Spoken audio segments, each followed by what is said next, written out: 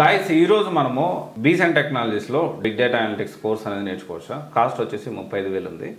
And నేను వీళ్ళ website చూశాను. దాన్ని బట్టి వాళ్ళు ఇచ్చిన ఇన్ఫర్మేషన్ బట్టి నేను స్టూడెంట్స్ అయితే మాట్లాడలేదు, అందుకని నేను రివ్యూ ఇవ్వలేకపోతున్నాను. అయితే నేను ఇక్కడ ఏంటి అంటే వీళ్ళు చెప్పిన విషయాల్ని డీకోడ్ చేస్తూ, అంటే వాళ్ళ వెబ్సైట్లో ఉన్న వాటి గురించి నేను మాట్లాడుతూ ఉన్నాను. ఇక్కడ కోర్స్ కంటెంట్ నేను చూశాను. Business statistics, SQL, Tableau, power BI, Python basics, Excel basic to advance ఇవన్నీ కూడా చెప్తున్నారు.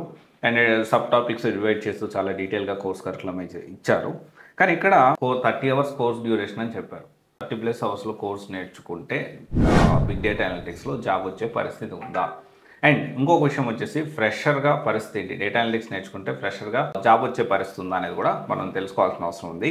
దాంతోపాటు 100% జాబ్ ఓరియంటెడ్ ట్రైనింగ్ అన్నారు. 100% జాబ్ ఓరియంటెడ్ ట్రైనింగ్ అంటే రియల్ టైమ్ ప్రాజెక్ట్స్ ప్రొవైడ్ చేయాలి కదా. ఎన్ని ప్రాజెక్ట్స్ ప్రొవైడ్ చేస్తున్నారో మీరు ఖచ్చితంగా తెలుసుకోవాలి. దాంతోపాటు క్యాప్స్టోన్ ప్రాజెక్ట్సా, రివెల్ ప్రాజెక్ట్సా తెలుసుకోవాలి. అండ్ ఇప్పుడు ఉన్న సిచ్యువేషన్లో 100% జాబ్ ఓరియంటెడ్ అన్నారు కాబట్టి ఎన్ని ఇంటర్వ్యూస్ పెట్టించగలుగుతారో కూడా ఖచ్చితంగా చెప్పాల్సిన అవసరం ఉంది.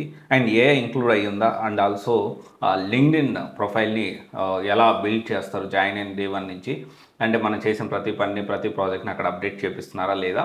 And at the same time దీనికి సంబంధించి ఆల్రెడీ ఇంతకు ముందు ఉన్న స్టూడెంట్స్ లింక్డ్ఇన్ ప్రొఫైల్స్ ఎలా ఉన్నాయి, వాళ్ళు ఏ విధంగా వర్క్ చేయించారు, వాళ్ళు ఇప్పుడు ఏం చేస్తున్నారు, ఈ విషయాలు కూడా ఖచ్చితంగా తెలుసుకోవాల్సిన అవసరం ఉంది.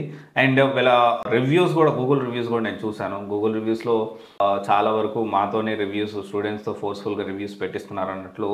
సో చాలామంది దానికి సంబంధించి దాదాపు 5,649 ఉన్నాయి నేను చూసినప్పుడు.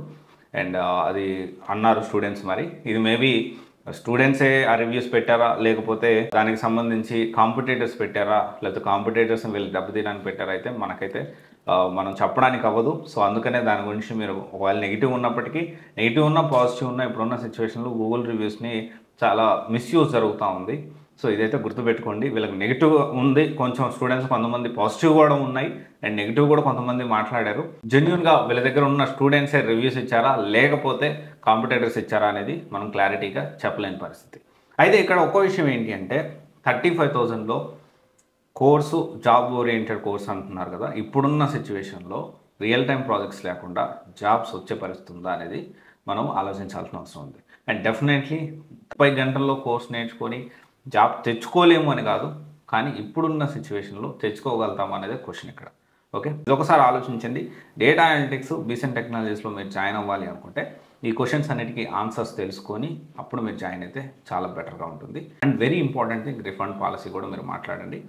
అండ్ ప్రతి ఒక్కరూ రిఫండ్ పాలసీ గురించి తెలుసుకోవాల్సిన అవసరం. ప్రతి వీడియోలో, ప్రతి ఇన్స్టిట్యూట్ రివ్యూ వీడియోలో, లేకపోతే ప్రతి వీడియోలో నేను ఆల్మోస్ట్ ఈ రిఫండ్ పాలసీ గురించి డిస్కస్ చేస్తున్నాను. అండ్ ఖచ్చితంగా రిఫండ్ పాలసీ గురించి తెలుసుకోండి, ఇది మీ హక్కు. Okay, thank you.